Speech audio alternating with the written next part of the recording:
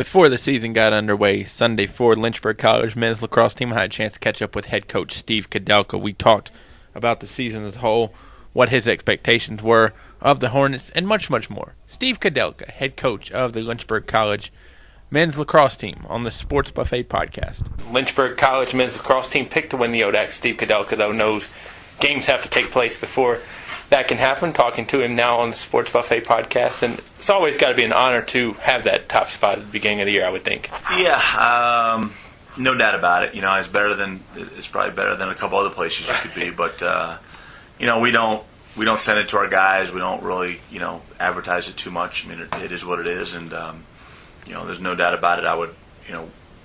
The goal is to win the ODAC championship, and so, you know, until that happens, then everything else is just, you know, for the media. Being picked first, I would think, by the media, you know, probably puts a hunted label on you by everybody else. But how do you transition that into we're the hunter? Well, I think we have that attitude, you know, right now that, you know, we left some games on the table last year that you know, really, I think, you know, sat in everyone's craw for the whole summer, you know, and so I think we've kind of taken that approach of being the hunter this year, and you know, we have a great schedule once again, whether it's obviously the conference games, but out of conference games, and so I think, you know, I don't think this puts a bullseye on our mark because we don't have the trophy. You know, Roanoke won it last year, and we want that thing to return back here, so. I think we are the hunter right now, which is nice. Last time we talked, it was before that scrimmage when UVA was coming down. How'd that go for the program? It was great. You know, I think we got everything out that we wanted. You know, our kids had a wonderful experience. I think we got to play one of the best teams in the country. I think we got to see some kids play in some, you know, in some unique settings, which is nice, and I think really challenge our guys to play at a very high level because we knew that's what UVA was going to do. And if anything, I think it gave our guys a ton of confidence heading in the offseason to kind of prove to them that we're close, you know, and sometimes that's nice to get a little sample of what it's like. And so I think it was a great catalyst for the fall for our guys to really work hard in the offseason and get themselves prepared for the spring. And we talked about, too, you know, anything to grow the lacrosse community in Lynchburg's a plus as well. Yeah, I mean, you know, this sport is booming in this town. You know, there's no doubt about it, and you know, in order to, you know, for watching all those little kids there and having someone like Steele Stanwyck, who's, you know, one of the best players in the country, signing autographs after the game, and just the UVA players taking the time to do that, you know, I think speaks to the sport, speaks to what we're all in this for a lot of reasons, but one of them, I think, Coach Starza would be equal in my thoughts there, is that, you know, we're trying to develop this sport any which way we can.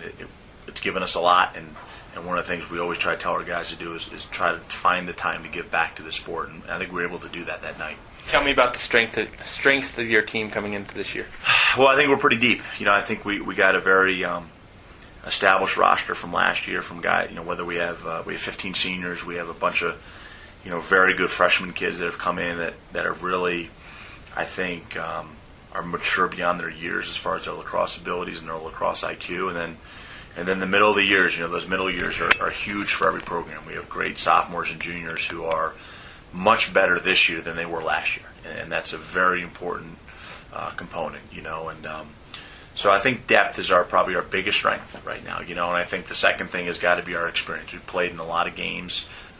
You know, we've won some big games, we've lost some big games, but at the end of the day, I think we're going to match up with some teams that, experience-wise, will not be able to put the same, you know, factors on the field that we have, and we hope that, you know, that might be a difference in a 1 or 2 goal game that maybe we've lost in the years in the past, but now, as these guys have matured and gotten older, we win those games. When you're recruiting, or when they get here as a freshman, how quick can you tell what a kid's lacrosse IQ is? I think pretty quickly. You know, I think it comes a little bit to where they're from, what high school they're from, what the coaching was like in high school.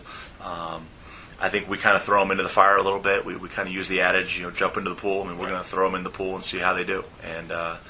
And usually you can tell pretty quickly what the lacrosse IQ component is. You know, athletically, we know that the kids are very gifted. We know they're very talented in their lacrosse skills. But once you can tie that to a lacrosse IQ and bring their, you know, bring that part of their game up, it just only makes them a better lacrosse player, no doubt about it. A lot of people listen to my podcast are high school fans, but I'll let you talk about what can you do in terms of out of season with your kids here in college.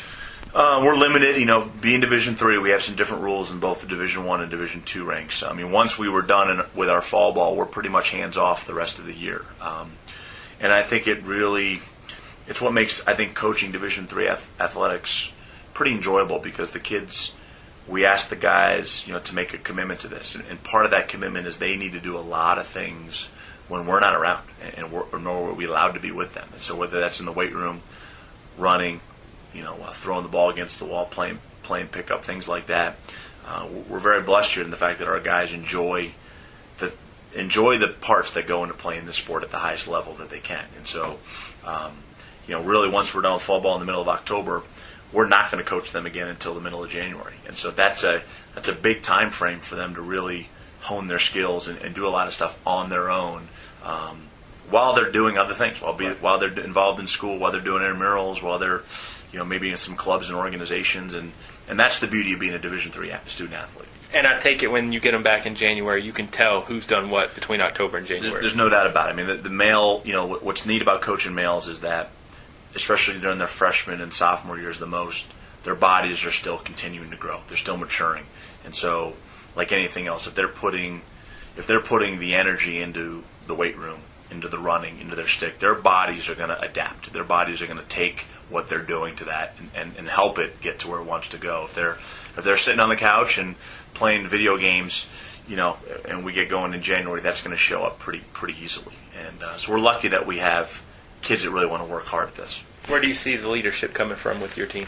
We have great seniors, first and foremost. I think the seniors, we use the analogy of kind of a triangle within our program, where we have the top of the triangle is your coaches and your coaching staff, and the next layer down is all your seniors and your leaders, and then you have your juniors, your sophomores, and your freshmen. And the points of emphasis that we're placing on our guys through our seniors, it needs to trickle down.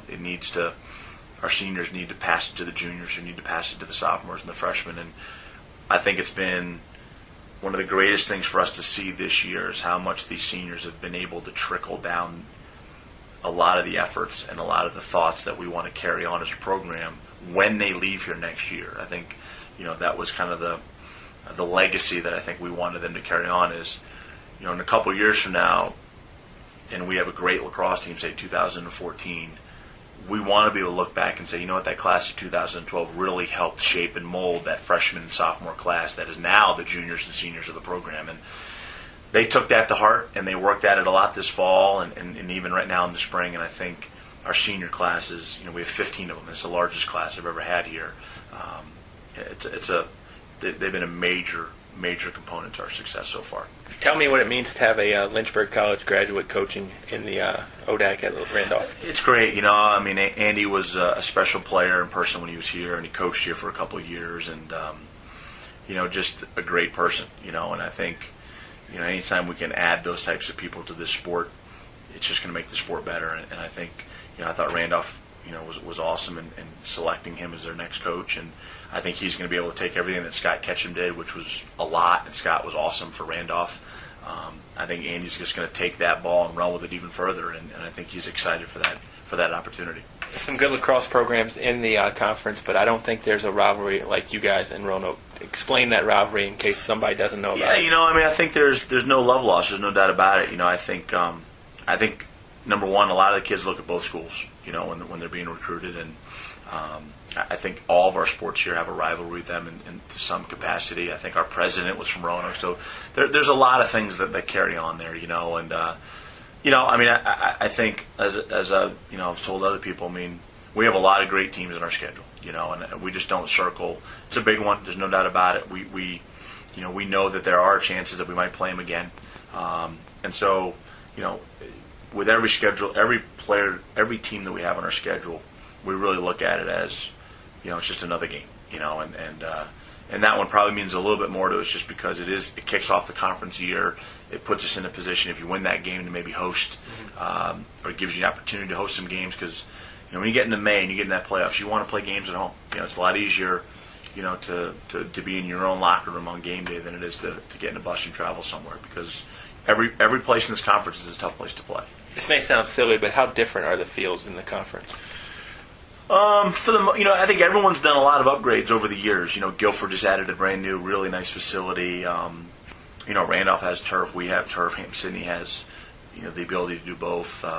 Debbie Nell is a nice new turf. So Roanoke. I mean, it's the fields really aren't that different. It's more the atmosphere. I think is everybody's turf the same? I didn't mean to interrupt.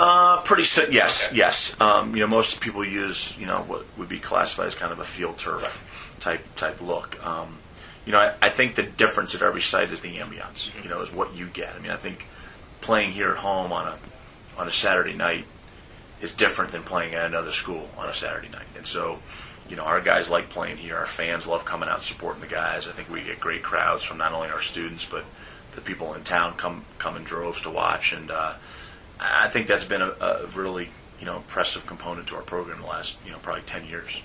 Define success at the end of the year for Lynchburg College. I think we want to win the ODAC championship. That is the number one goal right now. I think number two, that puts us in the NCAA tournament, and I think what everyone sees in any playoff at the NCAA level is anything can happen. And I think last year I would have loved to have made that tournament with that team I had last year because I thought we could have done some serious damage in there. We were playing our best lacrosse at that time, and so I think we got to be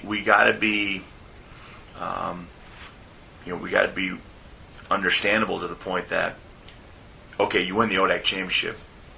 That can't be our last goal either. Our goal is to compete, obviously, for a national championship. And so I think once you get into that tournament, it allows you to do that. So, you can get into the NCAA really two ways. One is to win your conference, and two is, if we win all of our out-of-conference games and end up losing in the conference championship game, we're still going to get in because of the schedule we play. So, I think the schedule has been set for us to play the best teams we possibly can, and it's going to give our guys the most opportunity. I think at the end of the day, to be the best lacrosse team we can be. And if we've reached our fullest potential by the end of the year, as a coach, that's really all you can ask for. And you hope that some of the other things come into play with that. And, talk about, too, I'm sure this is not your first year, obviously. You've been doing this for a little bit. Talk about having a coachable team as to a team that's maybe not as coachable. Yeah, I think having the seniors and having the leadership that we have in our team, I think these guys understand that, we're trying to coach them to their strengths. We know these players may be better than we have in years past because we've had them in the program for a little bit longer. So we can go into a practice planning session and really speak to the strengths and weaknesses of our team, maybe more so than we have in the last couple of years. Last year it probably took us halfway through the year to figure out who we really were. I think we know that now. And so one of the things that we have is a very coachable group of kids, and that's never been an issue. I think these guys understand that. I think with Coach Przinski and Coach Siblerich, our assistant coaches, and those guys they're great coaches, and so they're going to give these guys a lot of ammunition to go on the field with. And I think they understand that we have the best interest of them, and I think it's one of the reasons we have been so successful is our kids are, number one, are very good players, and number two, I think, are always trying to get better. And so part of that is just listening and learning and doing the things they need to be doing. And I always ask you kind of a rule or a tendency of lacrosse, but if somebody's going to come out for the first few times, give me just a few things they should look for to better understand the game. Yeah, I think it's hard to understand all the rules at first. There's no doubt about it. I think my wife, who we've been married 10 years now, she still asks some questions about the rules because they change a little bit. What's neat about the sport right now, there's a lot of discussion about a shot clock. There's a lot of discussion about making some of the changes that we saw in basketball maybe 20 years ago to either speed up the play or help the officials officiate easier. But I think that the rules are simple. It's a 6-on-6 game, unlike basketball, which is a 5-on-5, and the ability to put the ball in the back of the net is very important. But I think the beauty of it is it's very fast-paced. There's some contact. There's speed involved. There's obviously a ton of skill that I don't think unless you've really played the sport, you completely appreciate, and that's probably the same for any sport. But it does bring a unique component of it. And I think the last thing too is there's a lot of history in this game. There's a lot of heritage in this game, and I think if we're doing our job correctly, we're letting our players understand that there is a history to this sport, and there's a heritage here with the Native Americans and the reasons that they played it. And it's a game at the end of the day. It's supposed to be a ton of fun, and we're trying to give that experience to our guys as best we can. Coach, best of luck throughout the year, and we'll talk to you as the year goes on. Wonderful. Thank you very much. Appreciate it.